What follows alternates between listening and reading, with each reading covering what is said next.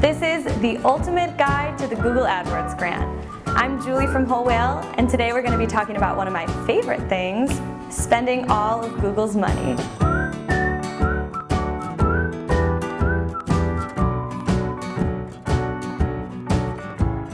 The most important thing is that if you set it up right from the get-go, it's going to make your life way easier down the line. So here are 7 steps on how to do just that. Step number 1, pick a leader. If someone's head's not on the line, it's just not going to get done regularly. And we see this way too often at nonprofits. So pick one person who will be responsible for maintaining the account. We recommend you log in about once a week to maintain the account. Now it's going to take a little more time at the beginning to set it up right, but then after that, once it's rolling, about an hour a week should be plenty. Next up is Brainstorm. So before you even open the AdWords account, you need to think high level about what keywords you want to be going after. Think backwards, so your site is the answer to their question. What's the question that's in the user's mind as they're searching? There are also a number of tools you can use to come up with new keywords to use. So Google's Keyword Planner tool, you can find this within AdWords. It can give you a lot of great ideas for keywords to use. Another one is Google Trends. So you can see in this example, we compared childcare to preschool, and you can see that preschool is a much more common word. So you should come up with more phrases that include the word preschool. Another one is Google's autocomplete feature. So go to google.com and start typing in a phrase around your cause, so stroke, symptoms, and see what Google comes up with in its autocomplete. See what other people are searching for. It can give you some really good data. And the last one is your own content. So scan your content. You're the expert in this cause. You probably have tons of content around it. See what keywords you're already using in your content that you can adapt into AdWords keywords. Bucket your keywords. So you have all these great keywords now, you have all these great ideas, you need to think about how you're going to organize them within your account. A good rule of thumb is that all the different ad groups within a campaign should probably be pointing to the same landing page. Another thing is, if you're going to be doing any geo-targeting or bid adjustments, you can only do that at the campaign level. You can't adjust a bid for just an ad group. So you need to think about that when you're figuring out how to organize your campaigns. Choose your landing pages.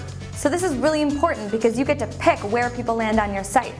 So make sure it's one of your most awesome pages of your site that gets people to do what you want them to do. So this might be a newsletter sign-up page, it could be a donation page. Whatever's really important to your organization, that's where you want your ads to go.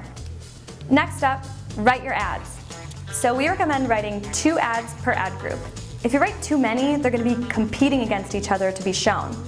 So try 2 ads, and then after a week, see which one's performing the best. And then write a new ad and try to beat it. It's like king of the hill with your ads. This is the formula you should use. A catchy headline, ideally including the keyword because that's what people are searching for. On the next line, put the benefits. How can people really benefit from what you're offering?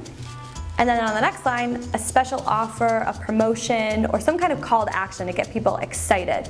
For nonprofits, this can be a little tricky since e-commerce isn't really the goal, but this formula still kind of works. Staying informed, receiving news, free resources, these can all be really good benefits for users. Here's a great example. Using this formula, this ad had a 7.7% click-through rate. So you've got your keywords, you have your ads, you have your campaigns.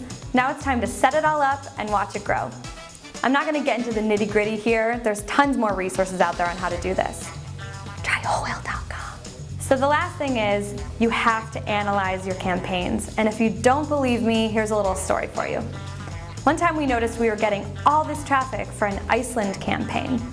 We thought, why is Iceland doing so well? So we looked at the analytics, and we saw that all these misspellings of the word island were coming through, like I-S-L-A-N-D. So this was a problem because it was bringing us traffic that really wasn't relevant. These people weren't really interested in what we had to offer. So it was an easy fix. We just changed the match type and that got rid of that bad traffic. But we never would have found that if we hadn't been looking at the analytics. So look at your analytics. It's really important to make sure you're actually making the best use of the Google Grant. And here's a little bonus tip. Google Grants Pro applications are now open. So if you meet these criteria, you can apply for $40,000 a month. It's a big upgrade from the $10,000 a month that you're probably getting now. You can get quadruple the money if you just meet these terms, so this is really what you should be shooting for. It's an awesome upgrade. That was your ultimate guide to the Google AdWords Grant. Follow these steps and you too can spend Google's money. Make sure you check out our other videos. I'm Julie from WholeWhale. Thanks so much for joining us.